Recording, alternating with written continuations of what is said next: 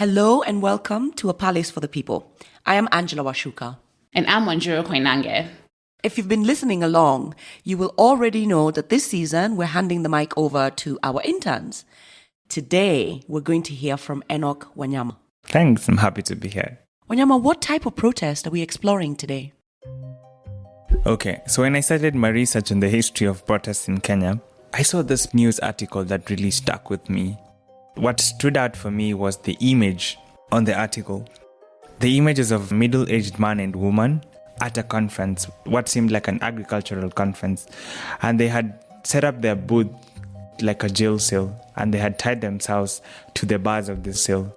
They had some corn and sorghum in their hands, and there were posters all over the cage, written stuff like seed law equals to neocolonialism. So I thought that was an interesting form of expression, and that is what sent me down this rabbit hole. The country's seed system is once again in the spotlight. Our smallholder farmers have sued the government. Stakeholders in the sector say the Seed and Plant Varieties Act will erode gains made by small-scale farmers. The farmers are drawn from different parts of the country and have termed the laws contained in the 2012 Seed and Plant Act as punitive. So on the surface, this seemed to be about this one seed law that sort of limits what farmers can plant. But then I started speaking to people and I realized that it was about so much more than that. My name is Claire Nasiki Akello. I am an agroecologist. I'm also a food sovereignty advocate. I studied agroecosystems and environment at my master's level. I worked quite a bit with smallholder farmers across different parts of Kenya. So we will get to this law that these farmers were protesting later. But first, I wanted to ask, because I know you're interested in the history and the nexus of history, agriculture and culture, what is the history of farming in Kenya? It's quite a history. So normally most of the African communities before colonial times, we were hunters and gatherers. So we hunted wild animals for food and we collected wild fruits for food as well. So you find that most of the communities, if they found a specific plant that they really liked in the wild, they would carry the seeds and bring home. And then they would plant some of these crops or these plants near their homestead so that they would be easily accessible.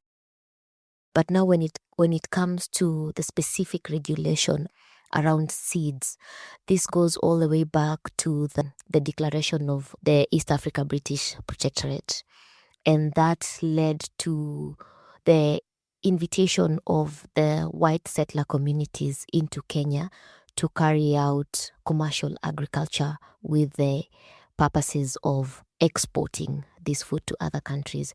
So first the colonizers grabbed the best farmlands for themselves. This is where we have the white highlands, for example. These settlers then set up these big farms, but they also started to regulate how Africans should farm. So from there, then we had the Swinnerton Plan of 1954. So the Swinnerton Plan was named after Roger Swinnerton, who was an official at the Colonial Department of Agriculture. Roger wanted Africans to grow less of the indigenous plants and more foreign cash crops to make even more money for the colonial project. And so all the policies that came as a result of the Swinnerton Plan were more focused on commercialization of agriculture. So this is growing of wheat, maize, rice. So I, for the longest, thought that maize, ugali, was an indigenous Kenyan crop. And I think so do many other Kenyans. It wasn't until I did my research on this story that I realized how much of our indigenous foods have been overtaken by foreign crops planted during colonization. If I asked you today, when is the last time you ate brown ugali or even drank brown porridge? It's been a while, right? But people take white porridge from maize, right? And maize is a cash crop. Came with the Europeans. Maize is not our traditional food. So we are losing some of our nutritious food, millet, sorghums. We're losing the cowpeas, even the traditional vegetables. Most of the kids nowadays, they just know cabbage, spinach, kales. But if you ask them about cowpeas, they don't know that. If you ask them about pumpkin leaves, they don't know that. About amaranth, one of the healthiest foods in Africa, amaranth, they don't know that. So back to the Sunatun Plan. It was enacted in 1954, and it gave a subset of African farmers land titles to grow these cash crops. It also helped destroy communal land practices and created a small group of slightly wealthier African farmers. But even through the expansion of the white colonial project, Kenyans were still saving and exchanging their own seeds. So there's a difference between seed saving and seed exchange. So seed saving is where farmers are able to sort of collect the seed. So these seeds are normally collected from their farm, and they have to select healthy seed. So from healthy crops on their farm. So they select the seeds and then they store them. So they store them in a way that pests and diseases do not attract the seeds. So you'll find that some farmers, like where I come from, they store seeds in the kitchen, the grass-thatched kitchens where they use the 3 cooking stones and firewood. So they store the seeds up on top of the roof, near the fireplace, so that the smoke, when they are cooking, the smoke goes right through the seed. That is a way of preserving the seed so that the pests can actually not attack it. Some of them store them in calabashes, some in gourds, but they mix with cow dung because cow dung sort of also repels some pests. So that's seed saving. But when it comes to seed exchange, is where farmers are able to exchange or share seeds with one another. So this could be through farmer-to-farmer sharing. One farmer prefers a certain variety that grows on the other farmer's farm, so they share that. That's one. The other one could be through local markets. So some of the farmers sell their surplus seeds at the local markets. So Kenyans practice these 2 acts of preserving and sharing indigenous seeds all the way through colonization. According to Nasike, it's not just a good farming practice, it's also linked to our culture. Some communities, when a woman gets married, they are gifted seeds to signify the continuation of life, or to signify our communities is growing. So from the seed, you can be able to sow food and continue to nourish the community.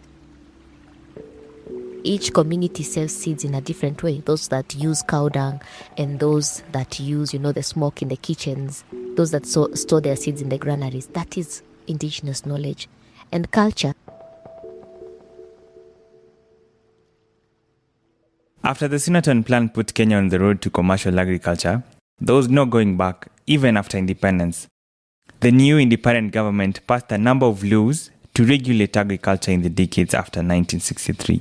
So every policy that we have in Kenya follows that route to commercialize agriculture, to benefit the large-scale actors in agriculture. We had the sessional paper number 10 of 1965. We had the strategy for the revitalization of agriculture in 2004. And then we had the National Seed Policy in 2010.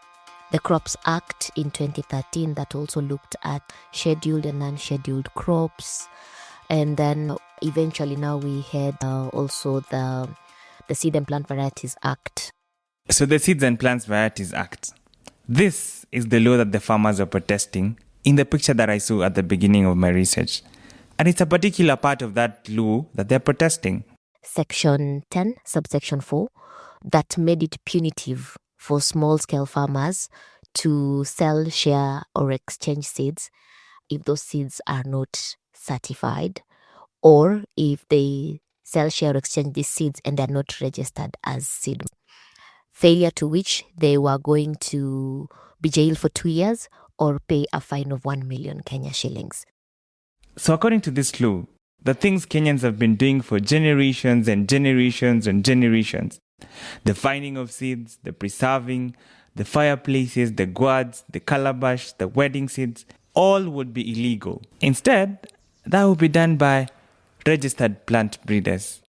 So plant breeders, these are the people, who select certain seeds, breed them, and then commercialize them. They get them into the market for sale. So the Seed and Plant Varieties Act, of course, favors the big plant breeders who can pay the plant breeding fee, the certification fees, the inspection fees. So it definitely favors the big actors and not the small-scale farmers. So these plant breeders, if they identify a hybrid seed, they can basically claim ownership of that seed. So if farmers have to use that variety, they have to pay you as the plant breeder, something called royalties, because apparently you have the intellectual property rights on the seed. So the farmers have to pay you to use the seed. So Kenyan farmers must pay to use these official seeds. And they're not allowed to save, breed, or exchange their own seeds. If one company today, let's say if Bayer or Monsanto or DuPont, if they went to the communities and found that the communities are actually using seeds that have been breeded and certified and are DuPont or let's say Bayer, they can actually sue those farming communities. But not forgetting that sometimes the genetic material of that hybrid seed comes from the farming communities. So you see, we call that theft or biopiracy. Biopiracy is the use of indigenous plants and knowledge to enrich people or companies from outside. Many see this seed regulation as a way for a small number of people to profit from Kenya's vast agricultural resources. The seed sector is stipulated to grow by 2027, I think by 40.8 billion. That's a lot of money. $40.8 billion, not Kenya shillings. That's a lot of money. And we have 10 companies, like international companies, that control the seed sector. So the Bayer, the DuPont, the Corteva, those are the companies that control the seed sector. So how do they grow or make these huge profits? So if farmers are unable to save and share seeds, that means that they depend on the certified seeds that these companies sell. So that's how they make money. So this is an avenue of controlling the food system where they're telling us we will produce the seeds that you use for crop production. And remember, when they give us the seeds or when they give farmers the seeds, they not only give the seeds, they also give the inputs to the seeds. So that's the fertilizers and the pesticides that farmers have to use. So we have scenarios where farmers are actually taking loans to buy the seed, to buy the fertilizer, and to buy the pesticides because they cannot afford. And once they've grown the food, they have to sell and pay back the loan. So it's a cycle of poverty where the farmer is not making enough to probably educate their family or even advance themselves. Because remember, farming is a job just like any other. So they're supposed to take care of themselves first before providing food for other people. So they are unable to do that. And that's why I said most of these policies, they are meant to control our food systems. They are meant to control us. Because the minute you control the seed, which is the most important input in agriculture beyond land, you need seed. So the minute you've controlled seed, you're controlling everything about a generation. And you'll also notice that some of these policies, when they are passed, the agricultural policies, they're heavy on issues to do with land. So they want to do away with communal land ownership systems. They want these big investors in agriculture to have access to land. They want to change land policies.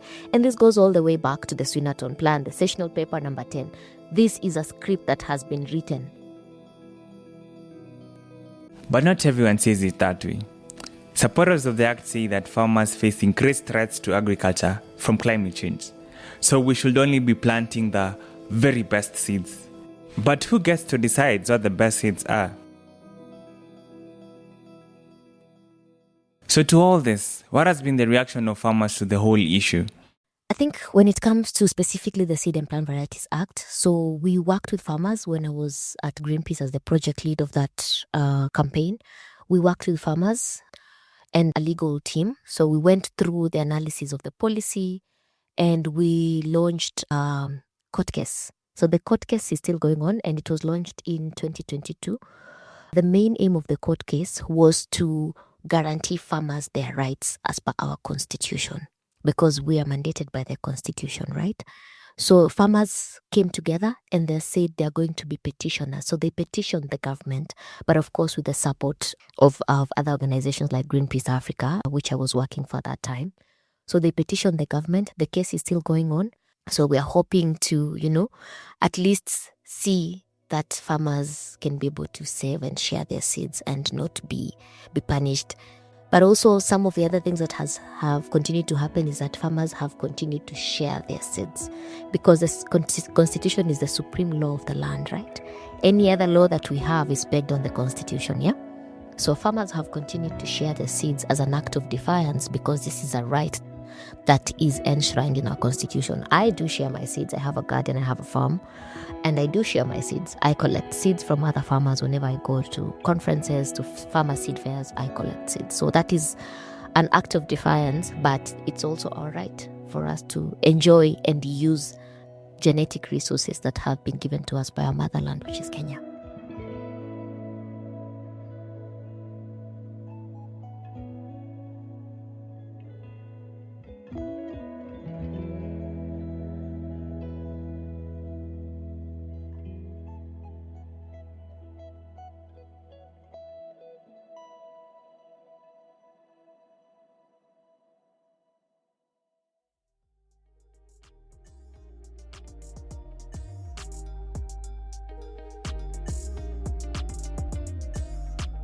Thank you as always for listening. This is A Palace for the People. I am Angela Washuka. And I'm Wanjiro Koinange. If you want to find out more about Bookbank, visit our website at bookbank.org. This episode was produced by Ida Holinambi, May Francis, and Enock. As always, many thanks to our guests and experts for sharing their knowledge. And special thanks to Maureen Mumbua, who leads our archive department. To donate or support our work, please visit bookbank.org. You can also find learning resources to go along with this episode at bookbank.org/podcast. This podcast is supported by the British Council's Cultural Protection Fund, administered in partnership with the UK's Department for Digital, Culture, Media and Sport.